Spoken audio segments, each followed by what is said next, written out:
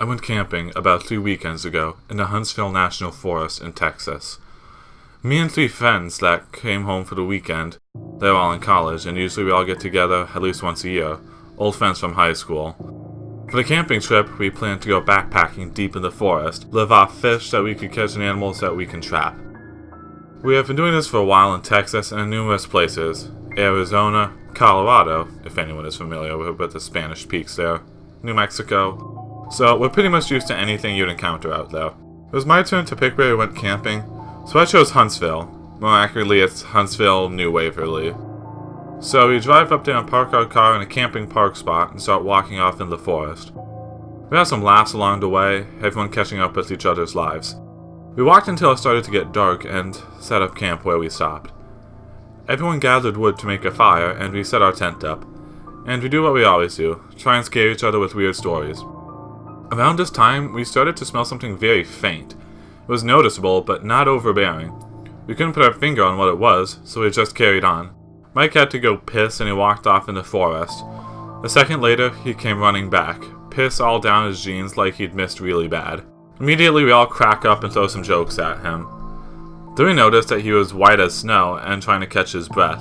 He started screaming for us to follow him and runs off.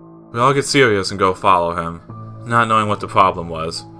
We start to hear a faint scream and crying in the distance, in the direction we were running. It was pitch black away from the camp, and Mike had the only flashlight. We left ours at the camp. He had his from his trip taking a piss.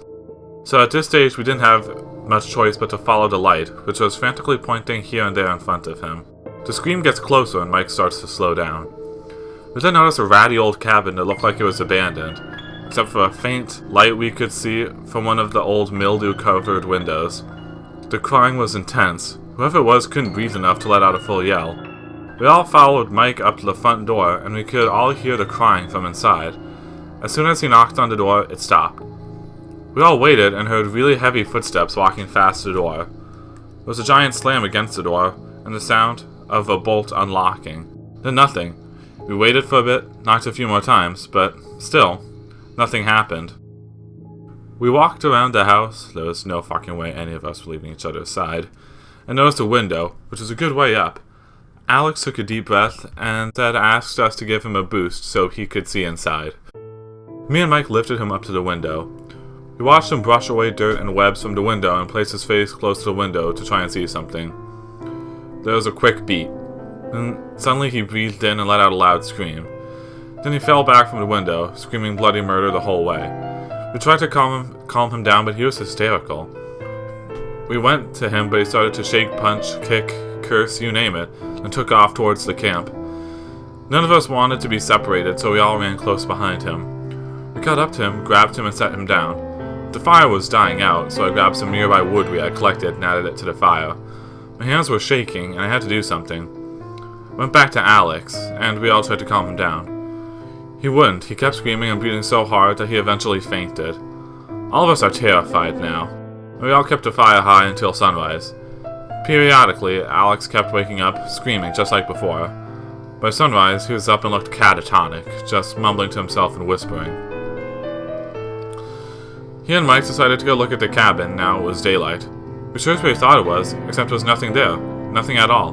The indistinct smell from last night had now grown into a very strong smell of something dead, something stale. We headed back to the camping site.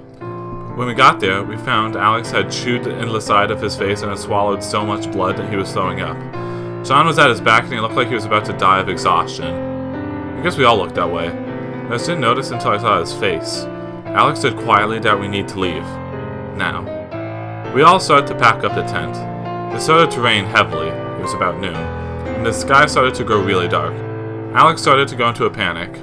He went and grabbed a large stick and yelled at us to leave it and leave now or he'd knock us out and drag us out of there himself. Mike started to yell at him and they started to fight. We broke it up and finished packing, then started to make our way back. After a little while, we arrived at a creek we had crossed the previous day, only it was flooded over and the water was moving too fast for us to cross it. Alex started to scream again, yelling at Mike for taking his time packing up the tent when we could have gotten out of here. This went on for a while until we finally convinced Alex to calm down and tell us what happened. He said as soon as he put his face to the glass, a face on the other side did the same thing, and started to smile really big. It had dark eyes and a dark mouth, which was much bigger than Alex's. As the smile got as large as it could, a giant shadow behind it swung something down and sliced its face off. The face was stuck to the window, and he said it started to laugh quietly as it slid down. Mike, still pissed off, and though he wouldn't admit it, beginning to get freaked out, started to argue with him again. We eventually started to follow the creek for a way to cross. We then started to see toys floating in the creek. Really old toys. Old Barbie dolls and baby dolls. This wasn't like any old trash floating in the creek though. This is a lot of Barbies, a lot of baby dolls. One washed towards the side and Mike picked it up. It had some kind of voice chip that was dying and starting to say some gurgling words we couldn't understand, followed by its sad excuse for laughter. Then it sounded like it was whispering. We thought the batteries must be dying. He threw it down. It kept going and the sun was starting to set.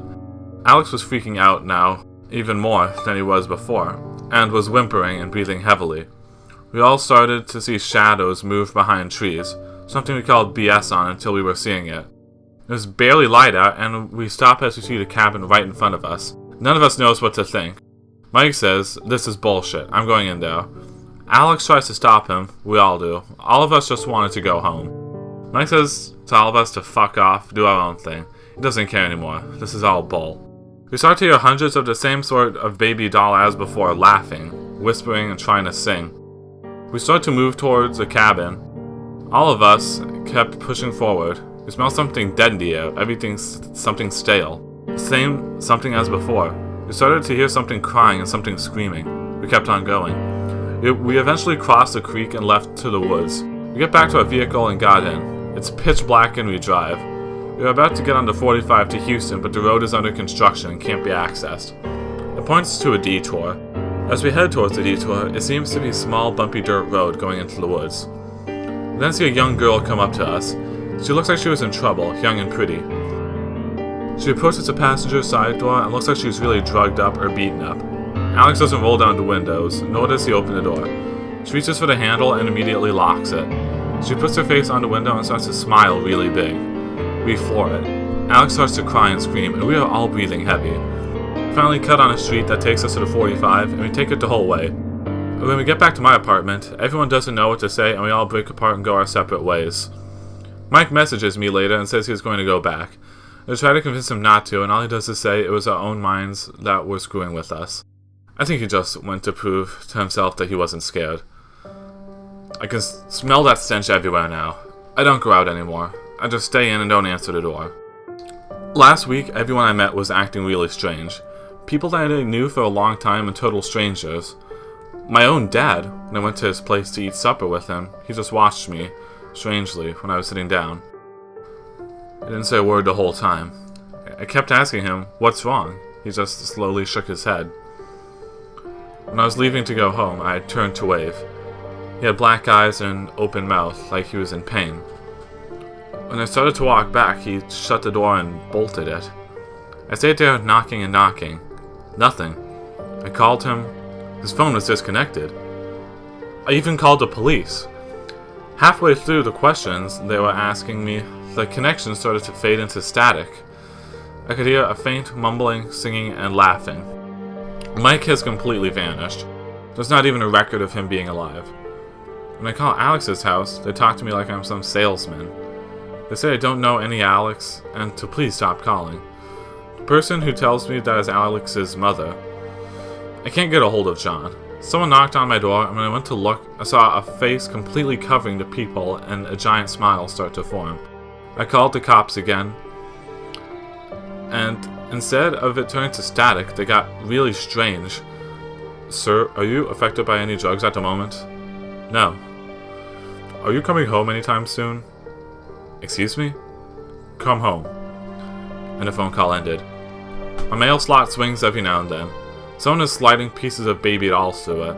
I try to call people now, and all I can hear is static and baby doll noises and is crying and screaming. My TV is busted, but when I go to piss, I can hear it on. I might be going insane. Whoever lives above me is starting to scream in pain and crying deeply recently. I hear giant footsteps from the apartment. I hear bangs and something falling to the ground.